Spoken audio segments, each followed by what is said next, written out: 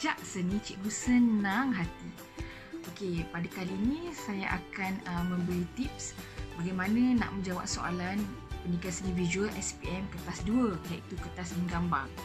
Okey, untuk pengetahuan, calon-calon SPM diberi soalan kertas 2 ni seminggu sebelum tarikh sebenar menduduki peperiksaan. Jadi anda ada masa dalam lebih kurang 6 hingga 7 hari lah untuk membuat persediaan. Jadi di sini saya akan memberi tips bagaimana dalam masa 6 hingga 7 hari itu anda boleh membuat persediaan, okey, dengan rapi, tanpa rasa putus asa, rasa susah hati. Okey, perkara pertama yang anda perlu buat apabila mendapat kertas soalan SPM ni adalah anda perlu membaca kesemua soalan. Ada 6 soalan ya, kesemua soalan ini. Okey. Next adalah anda perlu ambil highlighter. Highlighter ni, okey, anda highlightkan isi-isi penting, iaitu perkara penting yang anda rasa dapat memberi gambaran yang bahawa anda perlu lukis mengikut soalan. Okey. So anda highlight lah. Kalau disuruh lukis pasal bunga, anda highlight pasal bunga, highlight ataupun tandakan dengan pen merah ke, pensel ke, gariskan saja pun boleh juga. Okey, kesemua soalan tu anda perlu highlightkan. Okey, jadi bila anda dah highlight, jadi anda dah dapat gambaran apa yang anda nak lukis. Jadi anda tak rasa susah hati, putus asa. Saya tahu perkara pertama yang calon akan dapat soalan macam, saya nak lukis apa? Tak tahu nak lukis apa. Blank terus kan. Okey, untuk slide seterusnya saya akan ajar bagaimana nak melukis. Okey, idea nak melukis, nak mewarna, nak buat catatan. Okey, jom kita lihat. Baiklah, perkara pertama yang murid kena lakukan adalah dengan membaca kesemua soalan. Okey, ke-6 soalan.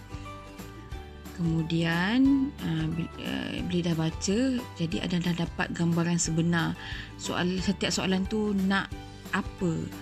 Kemudian perkara kedua adalah anda ambil highlighter ataupun pen merah ke, pensel pun boleh, tandakan atau gariskan setiap soalan tu apa yang nak dilukis.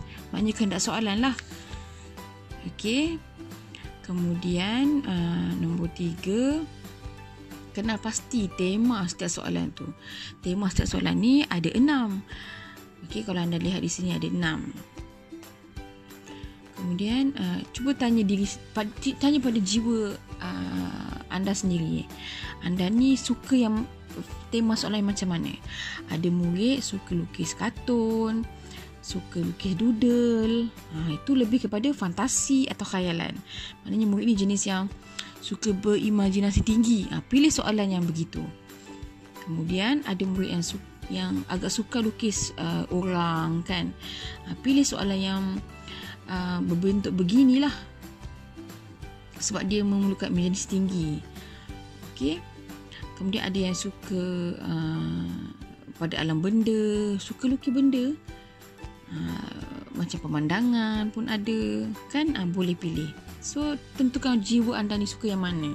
So tentukan tema. Kemudian tulislah. Bila dah highlight tadi kan, tulis ABCD apa kehendak soalan, supaya anda lebih berfokus dan faham apa yang nak dilukis.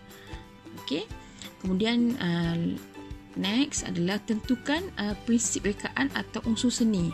Ini adalah penting sebab inilah yang menunjukkan komposisi lukisan anda tu macam mana. Okey, komposisi tu maknanya kehendak soalan dari aspek unsur seni atau prinsip rekaan. Okey. Okey, seterusnya bila dah kenal pasti nak lukis apa, kemudian cari gambar nak lukis apa tu. Okey. Sebab anda tak boleh terlukis. Kalau dalam soalan ni kan dia suruh lukis semut. Anda tak boleh tak boleh bayangkan semut tu macam mana. Baik, faham tak? Okey, jadi awak kena cari gambar, cari di internet, cetak print out, cari di internet, majalah, surat khabar mana-mana lah yang menggambarkan situasi, menggambarkan apa yang nak dilukis tu. Sebagai contoh dalam ni, soalan mengatakan kena lukis beberapa ekor semut. Cari semut, gambar semut. Ia akan membantu anda dalam membuat lukisan. Okey, cari gambar belalang. Jangan cari gambar belalang. Dalam soalan dia suruh cari gambar belalang yang dah mati. Bangkai belalang. Beza belalang, bangkai belalang dengan belalang yang dah hidup. Beza. Gambar pun dia berbeza. Color, warna dia pun berbeza. Kalau boleh carilah gambar yang berwarna. Lagi mudah untuk anda mewarna nanti. Okey. Jadi cari seberapa banyak gambar yang ada. Kemudian ini membantu anda untuk melukis. Ya. Okey, tadi anda dah cari gambar apa yang nak dilukiskan. Okey, sekarang anda kena buat latihan melukis, iaitu dengan membuat lakaran berdasarkan gambar tersebut. Ingat lagi tutorial cikgu yang lepas? Sebelum melukis, anda kena tentukan garisan struktur. Senang kerana ia akan membantu anda mengenal pasti bentuk objek tersebut. Ingat garisan struktur. Okey, setelah anda buat lakaran, ini akan memudahkan pada akhir proses nanti. Ingat, okey, buat lakaran pada setiap gambar. Jalinan dia, bentuk belalang, bentuk daun, bentuk semut. Kan mudah untuk anda sebab dah ada gambar. Betul tak? Okey. Setelah anda buat latihan lakaran apa yang nak dilukis, okey, bagi proses ini adalah mudah. Okey, sebab anda dah tahu dah apa nak dilukis. Kali ini anda susun mengikut kehendak soalan. Okey, kalau anda lihat dalam soalan disebut gambarkan situasi dari jarak dekat dengan memberi penekanan kepada jalinan, ruang dan bentuk. Okey, perkara pertama kena buat jarak dekat. Ini di mana anda kena lukislah objek tersebut dari jarak dekat. Betul tak? Okey, kemudian fokus kepada jalinan, iaitu jalinan tu tekstur pakai belalang macam mana, tekstur semut. Semut ni apabila kita lukis daripada jarak dekat, nampak sesungut dia, nampak bulu-bulu halus di badan. Okey, jalinan daun tersebut. Daun kering ni berbeza dengan daun yang fresh tu. Daun kering tu ada urat-urat daun dia. Sama juga dengan kayu, nampak urat-urat kayu tu sebab dia jarak dekat. Okey, kemudian bahagian ruang. Anda kena tahu masuk dalam unsur seni iaitu ruang. Untuk pengetahuan, ruang ialah jarak di antara dua objek. Objek yang di hadapan adalah lebih besar daripada objek di belakang. Okey, dalam situasi ini, objek di hadapan adalah belalang, semut kan dengan daun. Kemudian objek di bahagian belakang adalah pokok-pokok. Okey, dan kalau nanti dalam gambar tu pokok-pokok tu di bahagian belakang kecil-kecil je untuk menunjukkan ruang depan dan ruang di bahagian belakang. Right? Okey, dari aspek bentuk pula. Ni agak penting. Bila anda dah cari gambar semut, dah cari gambar belalang dan anda nampak, dah faham, dah kaji bentuk belalang, bentuk batang kayu, bentuk semut kan. Inilah dia. Jangan pula anda lukis, soalan suruh lukis semut, tapi anda buat bentuk tak macam semut, nampak macam siput lah, nampak macam lipan lah. Dah salah dah tu. Okey, soalan merujuk kepada prinsip rekaan dan unsur seni. So kena pasti yang tu. Proses yang terakhir adalah mewarna. Okay, sebelum anda mewarna, sebelum tadi kita dah tentukan kan komposisi. Anda dah plan beberapa komposisi yang anda rasa boleh dapat banyak markah, yang memang menepati soalan yang ditanya. Okey, bagaimana nak mewarna?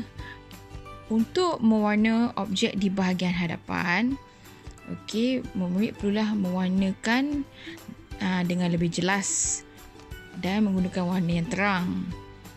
Okay, seperti semut, bangkai belalang, daun, kayu, Okey, perlu warna yang jelas dan terang. Bagi objek di bahagian belakang pula, murid gunakan warna yang agak sedikit kabur. Okey, sebagai contoh dalam catatan tu yang anda lihat, okey, di belakang tu pokok-pokok tu diwarnakan dengan kabur. Okey, jadi anda akan nampak ruang di situ, ya. Okey, untuk mewarna juga ingat tutorial saya yang sebelum ni. Okey, sebelum warna kita kena buat colour swatch. Okey, bagi menentukan kesesuaian warna tersebut. Okey, colour swatch ni penting untuk menentukan tone colour.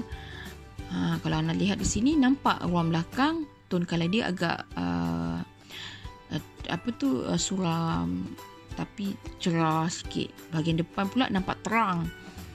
Okey, dah nampak dah. Lepas tu nampak tekstur jalinan setiap belalang, daun, semut kan. Ini dah memudahkan proses. Jadi jangan lupa ikut setiap langkah proses ni. Memang anda boleh lukis, boleh mewarna, boleh siap dengan mendapat markah yang tinggi. Jangan putus asa, cuba ya.